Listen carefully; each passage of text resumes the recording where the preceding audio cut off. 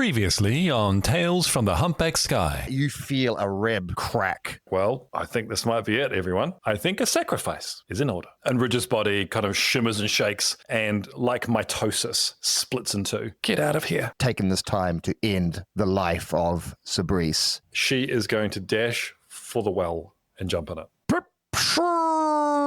Find Owen, Sunderland. Troika Institute for the Hyper-Athletic. My father is going to turn this into a factory for dial-up tones. Fire is left in his wake. Quick! Slip into the grate. She downs it in respect. Okay, it's cold urine.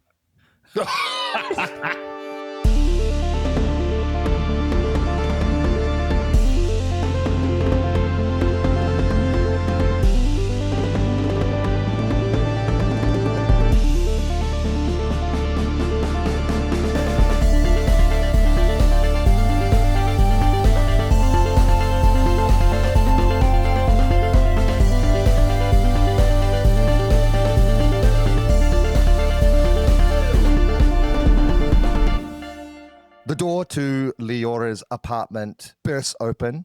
You both rush in. There is a sense of urgency that follows you as the hulking form of Thalog with a ceramic mug of piping hot tea turns to you with surprise on his tattooed face, his golden eyes shining with curiosity and concern. Sophia Ridge is a little bit, you kind of having to drag her along. There's a distant look in her eyes. She's quiet and not really speaking. Yeah, righto, Thalog. No time to explain, really. I'd suffice it to say, I think I'm the principal of a school for elite athletes now. Anyway, do you have your golden ship ready to go? I think it's time for us to just go, if you're ready. You ready? Thalog cocks an eyebrow and then just says, yes, the astrolabe is ready. I mean, the ship should be fumigated for gremlins by now. I was going to wait for tomorrow morning to leave and make sure everything is fully prepared, but it seemed to me that something is going on here. Have you managed to perhaps, what is the phrase I am looking for? Have you been in the shit again? Yeah, obviously, all the time. I feel like a lot of Ridge's chickens are coming home to roost, so I think the heat is on. We've got pseudomorph issues, we've got crazy priests coming at us. I think something happened to Ridge. They seem effed up, the wazoo. So I just think the city has been wonderful. We've made so many good friends, the portal wizards, everyone loves us. But I think we're done. I mean, it's played out. Frankly, it's played out. And I just think, why put off searching for your home? Thalog, your home, mate. Your home. Yeah. Nodding. Yeah. So I feel like, why put off tomorrow what we could do today? I've got a sleeping bag. Rich is fine. We don't have much time. Gulch is on his way. I'm sure of it. Gulch. That's right. Gulch is coming. And he will destroy this place and murder us. We need to go. Forgot about that. Yeah. So, there are stakes. So, yeah. Come on. Pick up your little thing. Okay. Right. So someone is after you. You need to leave in a hurry. Okay. All right. I will get everything organized as soon as. But speaking of leaving, what do we want to do with Kinnick? He's been hanging out here, and I just need to have an understanding. Do you want him to come with us, or what? Oh, I mean, if he wants to, I like Kinnick. Kinnick's one of my best friends. If he wants to come, I'm down. But he's his own man, He's got some experiments to do. He's probably reflecting on his own reflection, and he's probably looking online for mirrors and organizing trade swaps for old mirrors for new ones. I don't know. You'd have to ask him. But, we'll ask him. We'll see what Every great party needs a nerd, and he's our nerd. Yeah, right. Oh, he's our nerd. Right, Rich. Right. Okay. Kennick. You hear a little bit of bustling, and then Kennick appears from a doorway. Yeah. Reg, Owen, hello. Oh, you. Hey, And then Ken. You don't look. Hey, Ken. Yes. I've never called you Ken before. I'm starting now. Hey, Ken. What up, Ken? Sorry, Kennick, we're in great danger and we need to leave as soon as possible.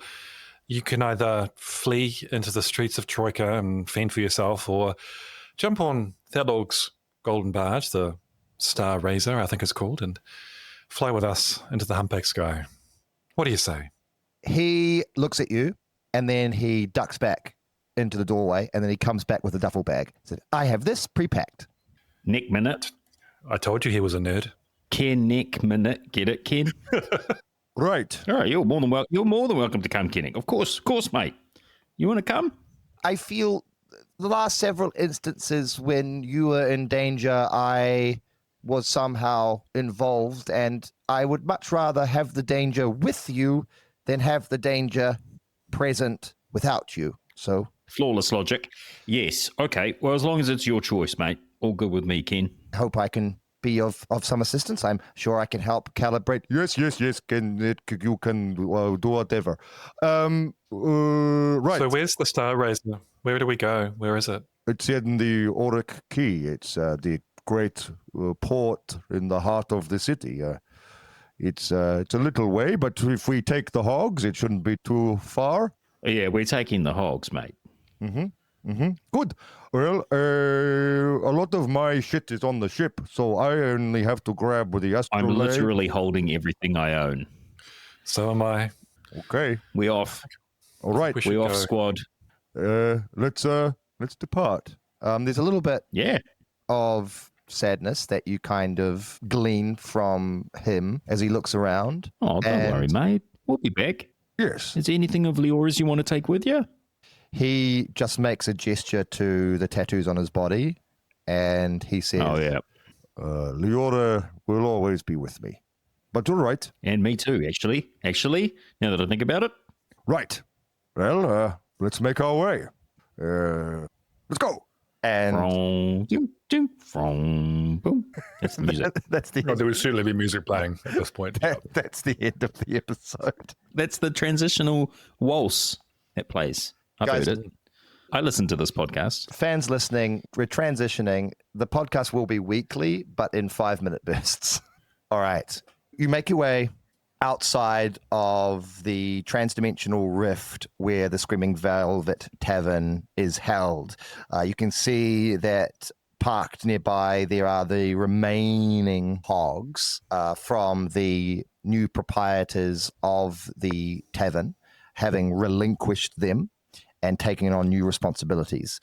Your hogs obviously are not amongst them, as Reg, your newly acquired hog that replaced your old hog that was destroyed, is currently in another district. And Owen, your hog is still outside of the Troika Institute for Hyper Athleticism. Damn. But there are hogs available. What one? I'm sure there are, would but you none of them are my like? cool unicorn. Oh. No, they're not as good. But hey, what would you like? It is up to you. What do you choose? What do your new hogs look like? I think remembering there was a pink tiger with a little dangly thing in front of it that it was chasing. I think I'm going to pick that one. Yeah, fantastic. I certainly don't remember any specifics. Don't worry about that. My one that I choose is a crocodile one. And you have to pump its upper jaw to make it move, right? You just have to keep feeding it fish. It's alive, but it's a cyborg crocodile. So it's like an organic machine hybrid. What's the crocodile's name? Susan. Susan. Okay. Excellent. The cold blood of But it doesn't have crocodile. legs. It's got wheels. And it really hurts it to ride it. I hate this. No, it's not that. I am getting visions of the big crocodile clock from Hook. I was thinking of the enormous crocodile when he's goes and he pretends to be a seesaw. Is this good? Is this anything? No. Is this content? Is this podcasting?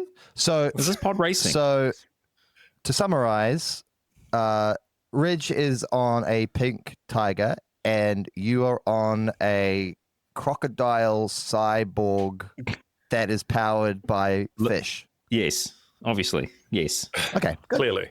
Hopefully there's some satchels of fish on the side ready to go. Of course. Well, yeah, man. I'm not paying for it. Before we go, Ridge would like to attune to Salvadus' silver sword and do, in the world of D&D, a kind of like an insight check to assess whether, like, what's the danger that we are going to encounter Gulch before we get to the Star Razor, because she is pretty close to death, and if there's any chance we're going to encounter Gulch, she needs to suck on some sweetie treaties. I think this calls for a second sight. Okay, I can do that. Yes, I got 5 under my 7. There is a magical aura around that sword. You can ascertain that most likely Gulch has honed in on something, and it is most likely that sword. There is a magical essence to that sword. There is a personal signature to Salvadus embedded within the sword itself, which is what allowed you entrance into the safe house and what allowed you to activate Morty, the training droid. Oh my goodness. I think let's take off at our bikes. Yeah. And oh my goodness. Okay. They take off on their bikes, pink tiger, legs spinning, little dangling in front. And as they get a few blocks away, Ridge takes Salvadus' sword and throws it down an alleyway, leaving it behind. Okay. As you pick up speed, you feel the rush of air, you smell the fumes of exhaust. The streets of Troika rush behind you in a blur. Things slow down for you in this moment, Ridge, as you unsheath Salvadus' blade. It shines in the light, and you can feel it. It is heavy in your hand. You clutch it tightly. It is hard to let go. But then you steel yourself, and you throw it. The sword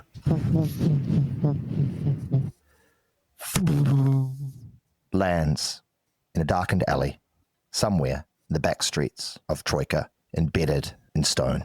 I hope some kid doesn't pick it up. Well, yeah, Rich doesn't think about that kind of thing. We've got too many child murders on our plate as it is. Well, you did save that pseudomorph, that one. True. Was it a werewolf? The balance is well off. True. Finally, oh, bless my stars, a silver sword. Finally, crippled John's luck is finally turning around. Maybe I could sell it and finally afford to eat this month. Maybe I could finally buy the Maybe I love of could my... use it as a crutch to help me with my no leg. Oh, look, it works perfectly. Hold up, the sun's been blotted out by some gigantic shadow. Anyway. Thus endeth Let the me turn ballad around of slowly. Crippled Boy. Okay. All right. Slung high and proud on Troika's crown, the auric key, like pillars of bright beaten bronze, rise in brilliant suspension. The air reeks of burnt cinnamon smoke and Philistian excretions. Here, the golden barges moor. Their star-kissed, lacquered, shined hulls gleam, resembling great swollen fish of infinite shape and size. Beneath, banners, bells, and screeching trumpets dictate destination, departure, and doom to the teeming hordes congregated, waiting to take off. The hogs, slow, and Thalorg is able to direct you through the teeming masses of peoples that almost suffocate this space. It is incredibly loud and busy and chaotic. You see wizards selling spell scrolls at elevated prices. You see dimensional harbingers calling upon the ancient prophecies of long-forgotten gods, screeching to the various peoples that try desperately to ignore them. You see various trinkets being hawked and sold to any who will stop and listen and accept any deals. There are teeming hordes of peoples here, and it is easy to become overwhelmed. But Thalorg, standing tall and broad-shouldered and strong amongst this teeming throng, is able to lead you through. Now, how big's the Star Razor? Can we bring our hogs with us? Yes. So Thalorg, that question has been asked before, I believe, and Thalorg has said yes. So the hogs can actually come on board. Sweet. So we're basically I riding don't through want to take this these- crocodile. I want my unicorn back. Okay, you just suck it up and you take your crocodile. Thank you very much, Owen. Wah. Maybe you can train it not to eat fish and be so vicious. I think it's in constant pain. Maybe when you are on the Star Razor, you can do a paper mache on the crocodile to make I'm it look listening. make it look like unicorn. Yeah, all right. Yeah. I've got my paper mache supplies with me, obviously. Yes. Yes. As Thalorg was talking, you see a very tall, slender, yellow-skinned, lizard-like individual with a really heavy trench coat that is opening with lots of various sparkly doodads and gizmos. He approaches Thalorg and interrupts your conversation, just kind of hissing and beginning to start some kind of sales pitch, when Thalorg just like grabs him by his scruff and just punches him several times, clean in the face, until the creature is unconscious, its tongue rolling out from its mouth, and Thalorg just throws him into the crowd. Hell yeah, Thello. I don't know it was that kind of place. Yeah, who's next? Line them up. That is how you have to deal with it. We do not have any time to fuck around. Agreed. Oh, make sure, try and keep touching your pockets. Look out for your Touching our bags. pockets. Do any of you? I don't want to assume. Anyone? Does anyone wear a wig? Make sure it is attached. He I'm good. navigates this space with a level of expertise that is quite impressive. You go through several layers of tedious bureaucracy and security detail, which is both frustrating, banal, and paradoxically tedious. Oh, the worst. However, Thalorg, knowing you well, always checks in, asking for patience. But he also routinely grabs various individuals and slams them up against walls. He knows when it is I want to turn. appropriate. I want to turn doing that. Do you have a golden badge at the Orc Key? No, Okay, good. no, Thelog, I don't have a golden badge at the York Key. Okay. Or Quay. Honestly, it is interchangeable at this point. I've seen it written down. I can read.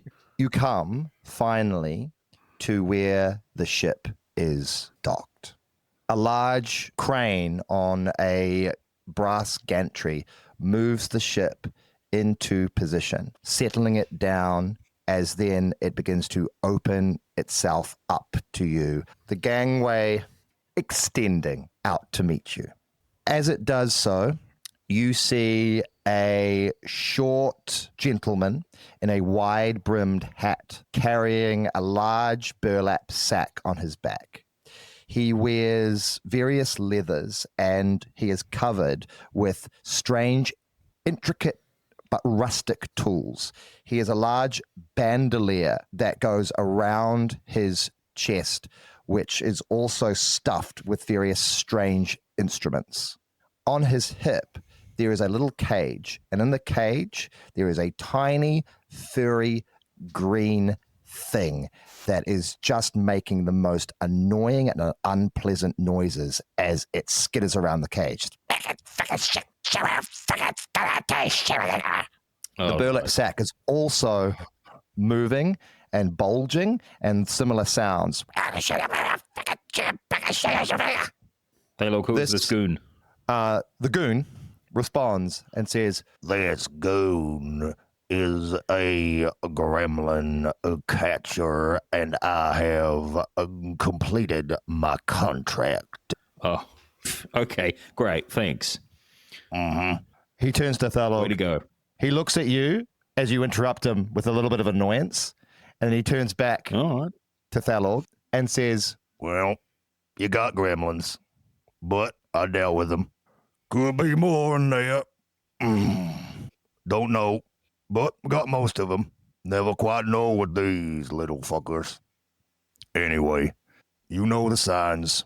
You see gremlin signs, you take the right precautions. Anyway, cough it up.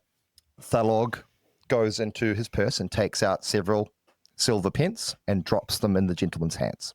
Thank you kindly. He doffs his hat and leaves. Thalog turns to you and says, Having gremlins on board a ship is a constant, inevitable menace and can be incredibly dangerous. So it always pays to pay your gremlin catchers very well. They take their work seriously. Yeah, that's great. Good job. Oh, I'm glad you had the precautions in place. I was worried he was some mate of yours who was coming along, and I was like, God damn it, I don't want to be stuck on a ship with this lunatic and his squabbly bag full of squirrely things. I was concerned. No, you do not I've want never to seen a be- gremlin before. Yeah, they're not pleasant, but you don't really want to make friends with a gremlin catcher. They are incredibly No, unpleasant. I certainly do not. Yes.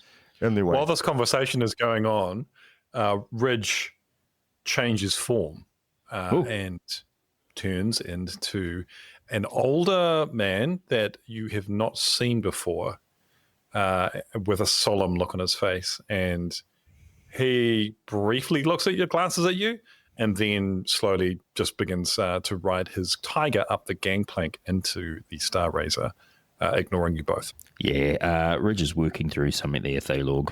I think he needs some space. Give him some space. In space. Oh my gosh, this is going to work out. oh, okay, sure.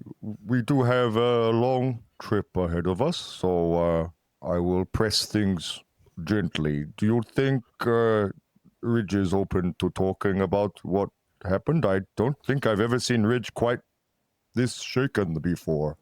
I think once they've had a flat meeting inside their body, yeah, maybe. But I think we should just leave them to it to work themselves out for a bit. Don't worry about it. Ridge will be fine. Okay. Kinnick then pipes up. It says, well, Ridge does seem very resilient. Certainly as long as I've known them, I'm sure things will be hunky-dory in no time. Absolutely. Hunky and Dory. You betcha. Yeah. No, they've been through a lot. They just need to work through it. In the meantime, us three best friends, let's sort this ship out. The ship in question is almost dart-shaped. It is full of sharp angles and is covered in these interlocking bright gold hexagonal shapes. Inside, it is all brass and lacquered oak with beautiful detail. At the very front, there is a bright blue glass canopy that looks out to the quay that surrounds it. There is a terminal hub filled with various intricate dials and switches and mechanisms. At the very center, there is a raised dais with a closed aperture. Once you make your way up the gangplank and the hogs are strapped down and secured, Thalog places his astrolabe upon this raised dais. The aperture opens and there is a white light that begins to shine and glisten upon the astrolabe's surface. The astrolabe then slowly begins to descend down into this raised dais. The aperture closes and the dais slowly descends, becoming flush with the hub itself and disappearing. There is then a soft hum that begins to permeate throughout the vessel. Just a gentle a slight resonance that you can feel on your feet, gentle and harmonious. Thalorg is able to show you around, shows you the galley and down into the engine room and into the quarters where several bunk beds have been arrayed. There's even a small dining area and a gaming place where various board games of various make and quality have been arrayed haphazardly in various shelves.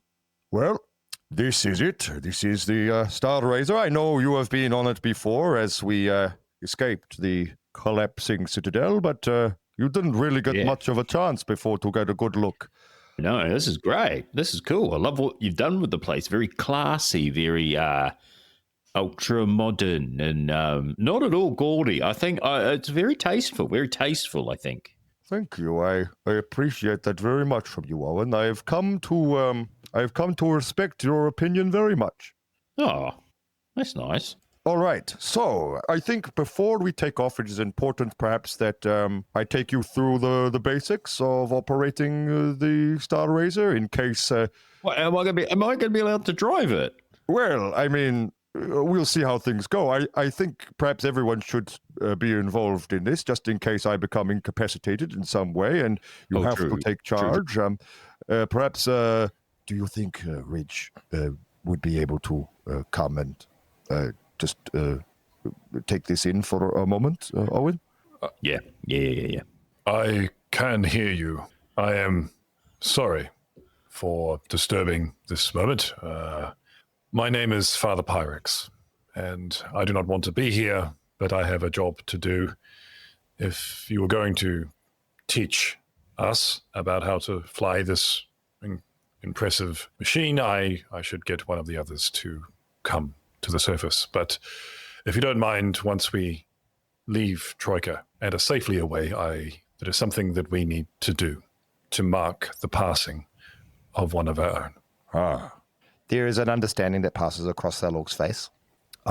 Yes, of course. I understand. Look, I can take Owen through this, and then perhaps I can take you through it later. Kennick, are you interested? Kennick nods. Oh, yes, incredibly so. I would love to get an understanding of the mechanisms and the... Okay, yeah, sure. Look, don't be too much of a keen bean, okay? All right. Perhaps Father Pyrex, you can rest and we will deal with it another time. Owen, Kennick, gather around. Okay. Right. Now, pay attention, please. It is very important that you listen very carefully while I explain. Okay, so he begins pointing. First, here, you must first stabilize the etheric inductor assembly. Then here, you must rotate the resonance aperture wheel until the glyphic tracer lines inscribed on its rim achieve exact counter alignment with the subharmonic lattice makers. Now, those faint runes glowing in green, do you see them beneath the panel? Yes, so these prime the phase diaphragms and readies the flux bellows to inhale the upper ether. Now, with induction complete, you will then need to engage the gyroclastic synchronizer. You pull this lever here, half a span, until the suspensory counterweights are disengaged and their chains then depress on the oscillation pedal, precisely 2/3 of its range. Then you release the shunt power into the harmonic stabilizers, and you will then know success when the auxiliary spindles begin to rotate in opposite directions at matching cadence. Now, once stabilized, observe the navigational photometer, this crystal dial on the right-hand side. Its needle will not point towards magnetic orientation, but to the vessel's current vectorial, but to the vessel's current vectorial intent. You must calculate its deviation in degrees of metaphysical drift, then feed the correction into the chrono rudder assembly by quarter turn adjustments. Each correction must be made in strict alternation, clockwise, counterclockwise, then clockwise again, or else the causality gimbals will shear apart into their housings. Now, after that, you have to activate the turbine pedal array, apply full pressure to the alleviation pedal, maintain a trembling hover over the equilibrium pulse vector at incremental half beats. The simultaneous harmonics between these three generate the gravitational chorus, and if the chorus falters, the barge will descend into null space and we will cease to exist. Okay. Have you got that? Yeah. Okay, good. It's all pretty simple, yeah. right? It's pretty straightforward. It's all basic ship stuff, isn't it? Yeah, Get the exactly. spindle, Okay. do the thing. Okay, good. Kenneth, did you write any of that down? I didn't quite. Oh, no, Kinnick? I think I've got it. Yeah, great. Yeah, me too. Easy peasy. Oh, I mean, once you align the auxiliary spindles and you get Line the and counter. auxiliary, yeah. Spindle, not north, obviously. No. Well, no, there is no. Yeah. I mean, obviously, there is no real north in the humpback sky. It's all kind of arbitrary. Embarrassing. Imagine if you said that, Kinnick, nerd. Yes, I know. All right. Well, I'll make myself comfortable. But Thalog, if you need anything, I'm keen as a bean, ready to go. Thalog just goes, okay, I will, if I need you, I will call you. Owen, you can put up your feet. There's going to be a few little adjustments I need to make, and then we will head off into the humpback sky. Whoa, exciting. Yeah, all right. Yep. You settle yourselves into the ship. The gangway closes, retracts. Thalog takes his position in front of the hub. He sits in one of 3 large, high-backed leather chairs, each one on a swivel. He begins meticulously examining each instrument. At certain points, he will pull a lever or press a button or switch a switch or toggle a toggle. The hum begins to grow louder, more incessant. He then reaches up and he pulls down a vox box attached to a copper tube. This is Thalog of the Star Razor. We are requesting permission to pass through the prismatic ward and enter into the humpback sky. There is a muffled response, a kind of... I understand, and I confirm. He places it back. All right, it's time, my friends. Time that we leave this place. Oh, yeah. Are we ready? So ready, mate. He presses a central button and 2 large levers pop up in front of his large blue hands. He clutches both of them. We are prepared. It is time, my friends, that we begin our journey into the humpback sky. The levers are pulled back. The humming becomes more distinct. Vibrations begin to pass through the ship itself. The aperture opens and the astrolabe begins to rise up, held, suspended, and aloft in this white light. It begins to spin faster and faster and faster, and from it, multiple prismatic beams of rainbow hue begin to cover the interior of the ship. As the light hits you, you feel a strange warmth pass through you, as if you are entering into a hot bath. Looking at Thalog, focused with intent, sitting in his captain's chair, the light suffusing his form, his tattoos shine, and they shine brilliantly. We have a heading, my friends. Let us away. Woohoo! Make it so, number 1. The ship moves, slowly at first. It rises. You feel that strange sensation at the bottom of your gut. You feel yourself, Owen, Bernard, writhing within you. You feel a prickling sensation. Electricity and ozone colliding within the air. The light now becomes brighter and brighter as the ship begins to ascend. The auric key becomes nothing more than a few small bands of shining light below.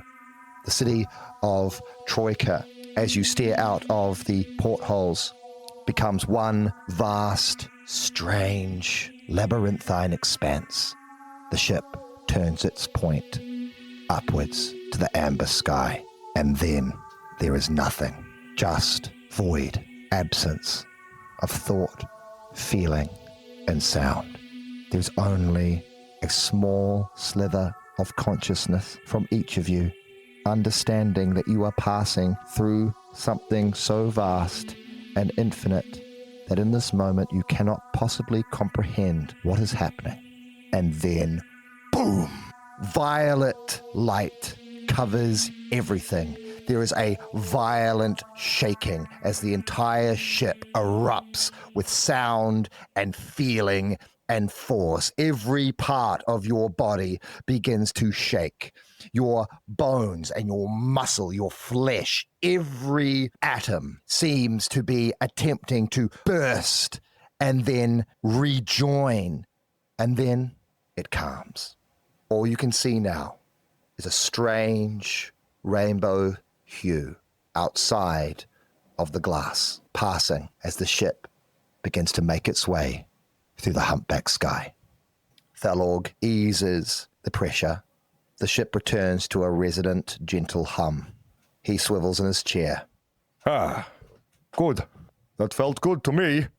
How are the rest of you? Mate. Oh, yes. Well, we had to find the right resonance and then pass through the prismatic wall of the crystal sphere. But I told you, right? If you're not careful, you can easily go into non-existence. True, you did say that. Yeah. Oh, well, all steam ahead, full steam ahead, I guess. Yes. How long is this journey that we are taking? Well, I am following the coordinates. The astrolabe has scanned my map, and we are making way to our first heading. It should be... Are we talking hours or days or weeks? My hope is no longer than a week as we traverse. Every day I will need to check in with the heading and make sure that we have not veered off course. But we have some time now to rest, reflect, and hopefully relax a little. Troika is far away from us now. All that is ahead is adventure. Ah, Anyway, I really need to piss, so I'm going to use the little giant's room. Owen, if you have time, Sophia would like your presence.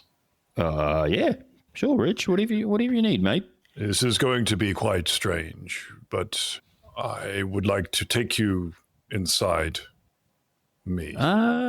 What? Inside the space where we reside. In my Can I mind. do that? I believe that I can. It is why I have come forth to bring you to say farewell to Sabris. Well, yeah, all right. Suck me in. Father Pyrex approaches you, Owen. Would you please kneel down for me? You are much too tall for this old man. Okay. And he puts his hands on your shoulders. And Father Pyrex draws just with his finger, he draws a bow and arrow insignia on your chest, Owen. And then nothing happens at first. You're like, what's going on? And then it's like you get a head rush and the world gets a bit fuzzy and it gets fuzzier and fuzzier until you feel like you're blind and you can't see anything.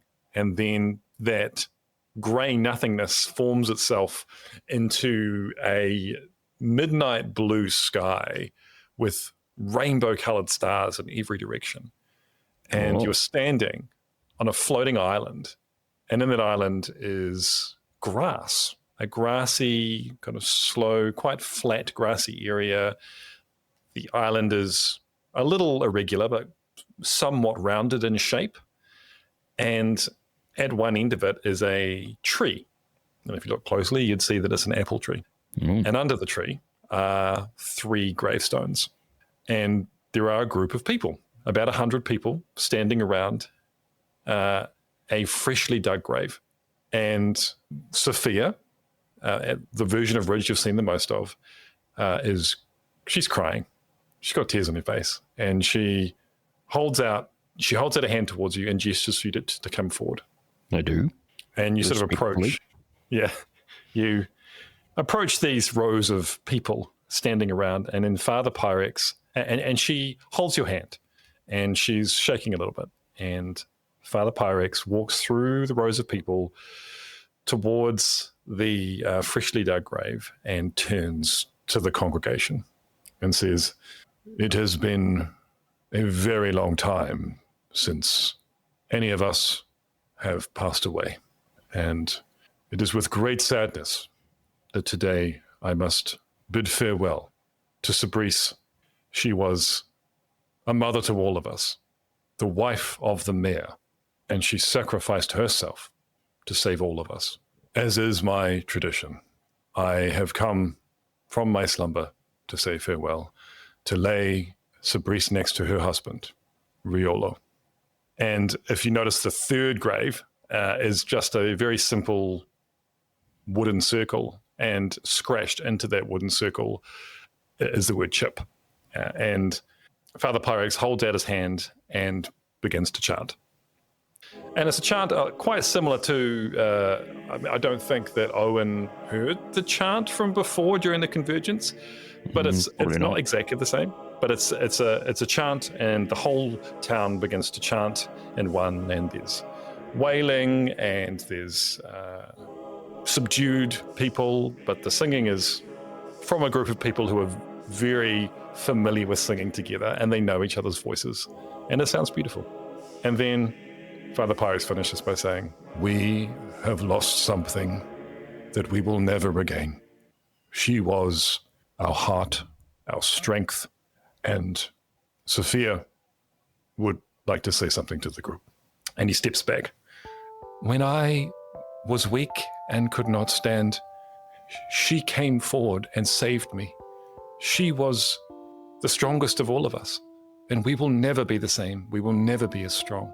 We have no abilities. We are not superpowered in any way. The only strength that we have is that we are together, and we are weaker without her, and she will never be forgotten." And then she steps forward and returns to you, Owen, and holds your hand again. Nods, he goes, yep, good words. And then Father Pyrex returns to the group, and from almost out of nowhere, this staff appears in his hand, and he holds it up, and he says, "And with that, I bid you farewell. Return to your homes and mourn." And then he turns and leaps far into this multicolored sky, not like he's super strong. It's like there's no gravity. He just leaps and flies off. And then you notice that all around this island with the apple tree are these other islands of different textures and shapes, with buildings, some without, some with plants, some with, there's even some floating ocean, little sort of ocean area at one point. And there's even a little prison cell. And if you look really closely, you might see a little pig sitting in there. And then Sophia says, "Thank you, Owen, for coming. You knew her as well, and I thought you'd want to be here for this." Oh, no, I feel deeply honored to have been able to be here. This is crazy. Is this what's inside you all the time, all this? "Yes, well, I'm often at the fore, but most of the collective don't want to come out. They live here, and, well, we've been calling it the Regisphere. It's a bit cheesy, I know, but yes, this is where we live." Okay, it's cool. So, are you ready to return to the Star Razor? Yeah, I am. Thanks again for letting me part of this. I appreciate it, and I know this must be a crazy time for you guys. Yeah, just take it easy, You got a friend in me on the outside. No rush. I think she hugs you. Cool. All right, bye. How do I get out? All right, I'll show you. This is the fast way. And she slaps you in the face. And you snap back to the Star Razor, and Sophia is standing in front of you. And she kind of smiles sheepishly and retreats. And with that, all that surrounds you is this strange prismatic light. You can feel yourselves heading somewhere. You feel a pull of destiny, of fate. A lot has been left behind. Much has been lost, and much has been gained. and all that has been learned will be tested as you traverse this new environment. Far away, encapsulated within a crystal sphere, within the city of Troika, a large, black, gauntleted hand picks up a silver sword. Gulch stands in this narrow street, its dark, helmed visage scanning this blade. The black armor is illuminated in a moment by a bright light that disappears just as quickly as it came. Standing in this alley is a young woman with strange face, human, but with unusual pig-like quality. At her hip, there is a blade of similar design that she unsheathes. She does not speak. The blade speaks in her stead. Ah, you are searching for those that we search for. We have been wronged, but we have the power to set it right. And I think that we can help you, giant, strange, night creature. I am Professor Eskerhal, and my heart is full of vengeance, and I am trapped within this blade. Oh my god! No!